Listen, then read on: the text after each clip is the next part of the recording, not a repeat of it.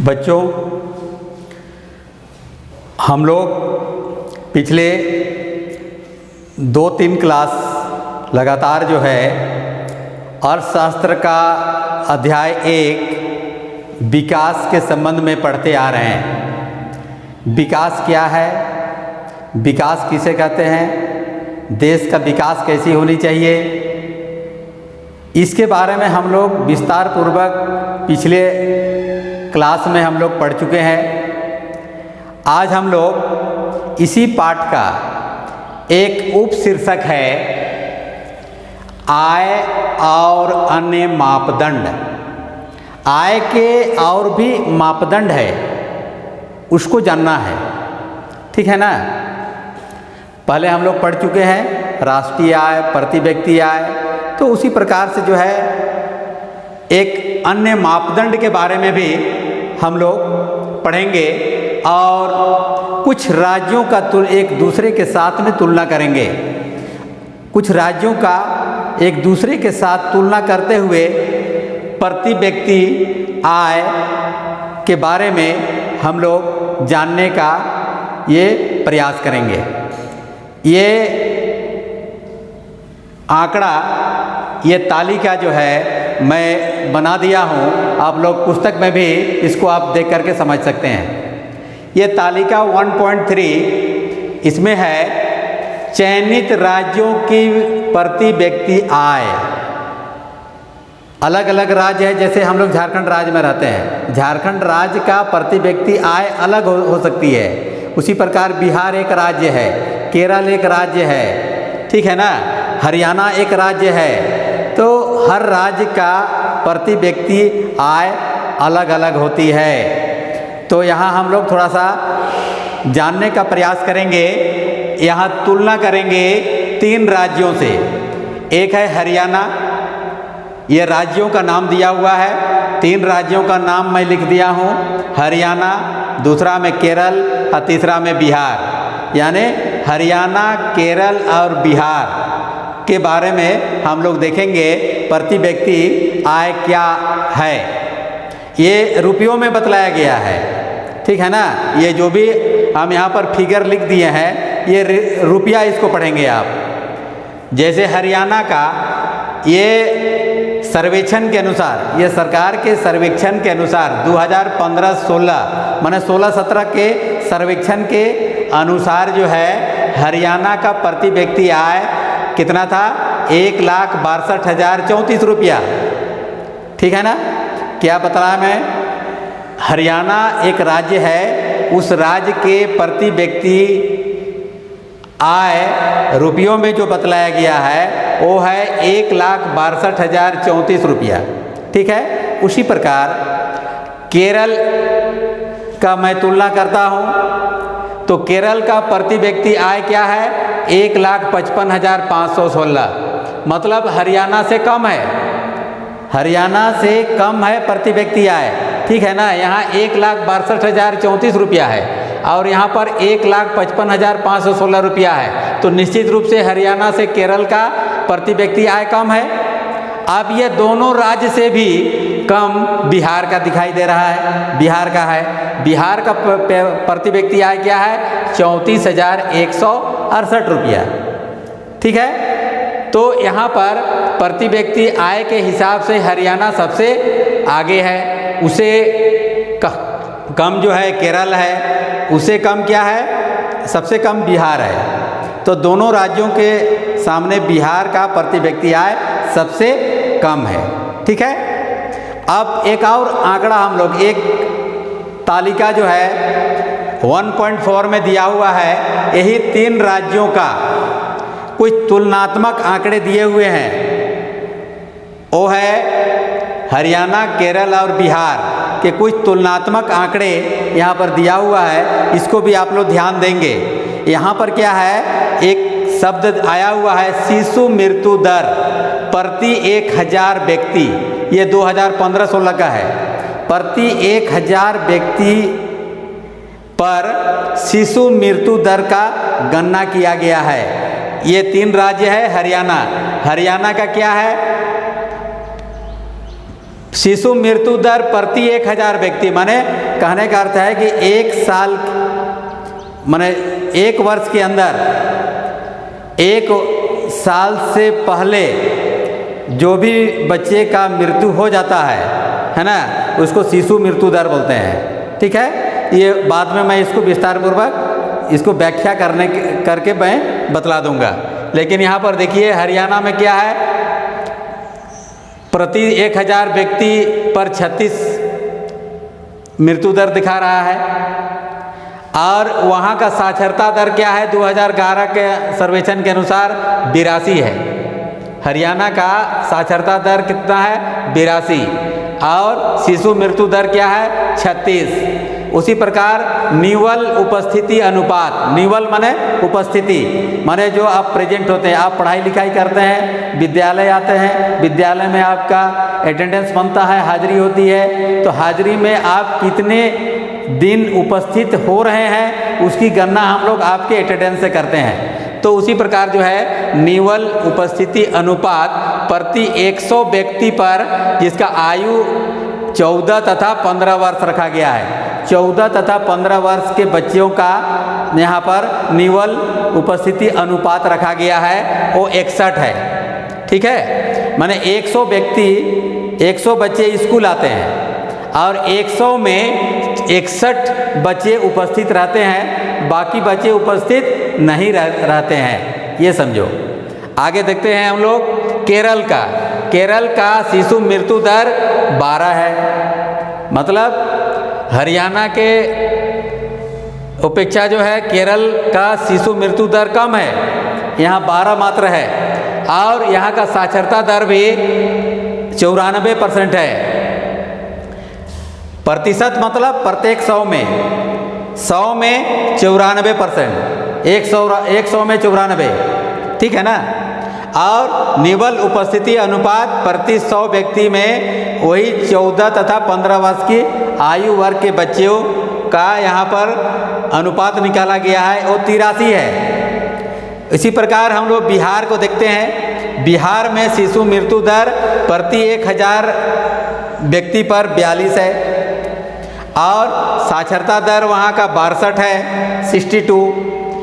और निवल उपस्थिति अनुपात वहाँ का 43 है।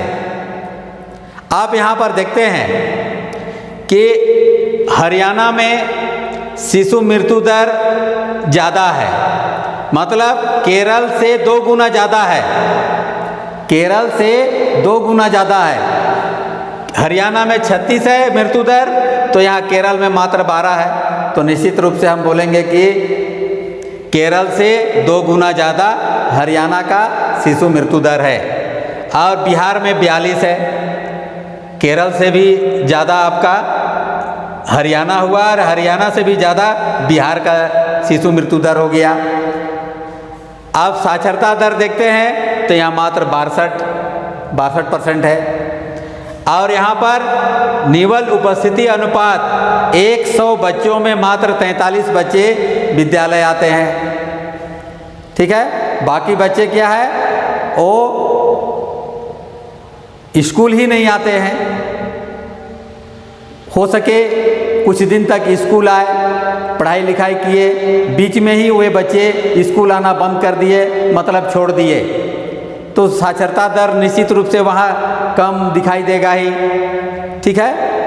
अब इसको आप लोग समझ गए होंगे।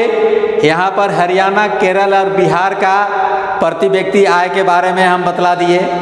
इसमें बिहार सबसे कम है उसका आय, और यहाँ पर भी हरियाणा, केरल और बिहार का मैं तुलना किया शिशु मृत्यु दर, साक्षरता दर और निवल उपस्थिति दर, ठीक है। आप यहाँ पर देखते हैं कि अगर केरल का यहाँ शिशु मृत्यु दर 12 है, लेकिन साक्षरता दर यहाँ पर 94 है। वहाँ 94% बच्चे जो है विद्यालय आते हैं, ठीक है, वहाँ साक्षर है और पढ़े लिखे लोग हैं वहाँ के 94%। और हरियाणा में मात्र 82% है। उसी प्रकार बिहार में 62% है। तो यहाँ पर केरल का साक्षरता दर ज़्यादा है। यहाँ पर उपस्थिति अनुपात भी अगर देखा जाए प्रति 100 व्यक्ति पर जिसकी आयु 14-15 वर्ष रखा गया है, तो उसका यहाँ 83 है, यहाँ उपस्थिति दर भी ज़्यादा है। तो निश्चित तौर पर यह आंकड़ा बतला रहा है कि जहाँ जिस राज्य की साक्षरता दर अच्छी हो और पढ़े लिखे लोग ज़्यादा हो, बच्चों का पढ़ने का अनुपात ज़्यादा हो, परसेंटेज ज़्यादा हो, तो निश्चित रूप से वहाँ के लोग रहने का तरीका अच्छी तरह जानते हैं और वहाँ का शिशु मृत्यु दर भी कम है, क्योंकि वहाँ के लोग बुद्धिमान हैं। कैसे लालन पालन करना चाहिए बच्चों को, कैसे परवरिश करना चाहिए, इसके बारे में शिक्षित हैं वो लोग। जो शिक्षित जहाँ पर होगा वहाँ बीमार कम पड़ेगा, ठीक है ना। मैं पिछले आपका वीडियो में भी बतला चुका हूँ। अब इसका व्याख्या हम लोग एक एक करके करते हैं कि शिशु मृत्यु दर और साक्षरता दर, निवल उपस्थिति अनुपात, ये क्या है, इसके बारे में आप नोट कॉपी में आप उतार लेंगे। तालिका में प्रयोग किए गए कुछ शब्दों की व्याख्या, क्या मैं बतलाया, तालिका में, इस जो तालिका बनाया हुआ है, इस तालिका में जो कुछ शब्द आया हुआ है, जैसे शिशु मृत्यु दर, जैसे साक्षरता दर और निवल उपस्थिति अनुपात, ये क्या है, इसकी व्याख्या हम कैसे करेंगे, इसको याद करना जरूरी है, ठीक है। आप हम लोग जानते हैं शिशु मृत्यु दर के बारे में।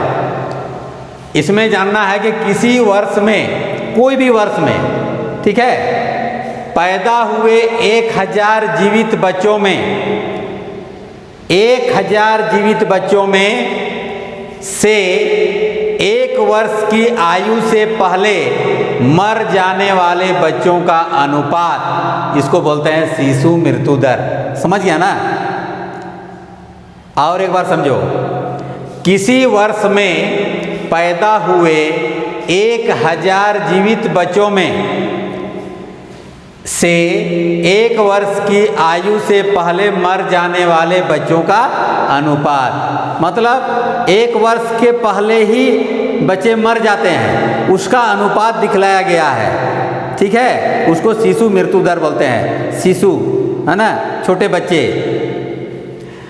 और एक होता है साक्षरता दर, साक्षर माने पढ़े लिखे लोग, उसका अनुपात क्या है, 7 वर्ष और उससे अधिक, 7 वर्ष और उससे अधिक आयु के लोगों में साक्षर जनसंख्या का अनुपात, मतलब 7 वर्ष और उससे अधिक उम्र के लोगों में साक्षर जनसंख्या का अनुपात को साक्षरता दर कहते हैं, ठीक है ना। आगे पढ़ेंगे हम लोग निवल उपस्थिति अनुपात।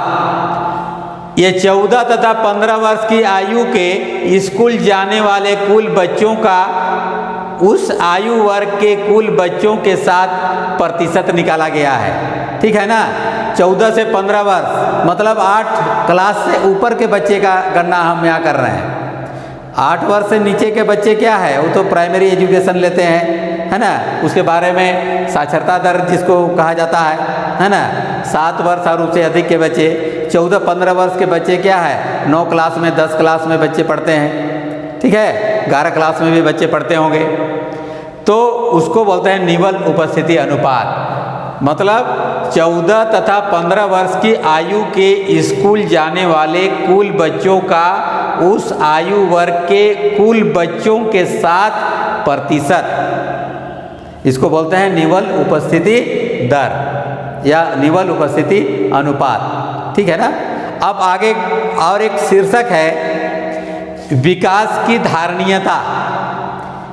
विकास निर्भर करता है साक्षरता दर पर भी, शिशु मृत्यु दर पर भी, और पर्यावरण बहुत अच्छा होना चाहिए, ठीक है। भूमिगत जो संसाधन है उस पर भी आपको ध्यान देना होगा।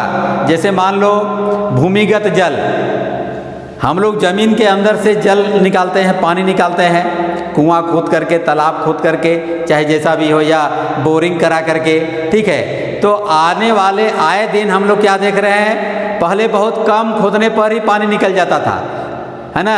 जैसे 100 फीट 200 फीट बोरिंग अगर हम लोग करते थे तो पानी अच्छी तरह से हम लोग को मिल जाता था। लेकिन आज के डेट में हम लोग बोरिंग करते हैं तो 100-200 फीट में पानी नहीं निकल रहा है, पानी निकल रहा है 800-900 1000 फीट में पानी निकल रहा है। मतलब क्या हो रहा है, दिन ब दिन जो है जल का स्तर नीचे चला जा रहा है, और इसलिए जल का संरक्षण बहुत आवश्यक है, पानी का बचाना बहुत ज़रूरी है। इसलिए अंग्रेजी में कहा गया है सेव वाटर, ठीक है ना।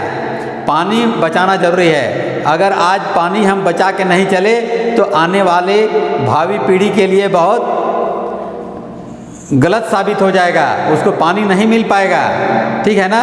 तो पानी का संरक्षण जरूरी है। इसके लिए हम लोग जल स्तर को अच्छी तरह बनाए रखने के लिए जगह जगह में बांध का निर्माण करते हैं, तालाबें खोदते हैं, ठीक है ना, ताकि पानी का लेयर बना रहे। उसी प्रकार भूमिगत एक कोयला का कोई भंडार है, और उस कोयले के भंडार, ये कोयला क्या आता है, नवीकरणीय संसाधन है कि अनवीकरणीय संसाधन है? अनवीकरणीय संसाधन है ना। कोयला एक बार समाप्त हो जाता है तो पुनः उसकी पूर्ति नहीं कर पाते हैं, तो अनवीकरणीय संसाधन हुआ। तो ऐसे चीज़ों को भी संरक्षण देना है, वन्य जीवों को भी संरक्षण देना है, अधिक से अधिक पर्यावरण को अच्छी तरह से बचाना है, पर्यावरण को अच्छा रखना है। तो आपको अधिक से अधिक पेड़ लगाना पड़ेगा, हरियाली लानी होगी, धरती में हरियाली लानी होगी, ठीक है ना। तो यही है विकास की धारणीयता।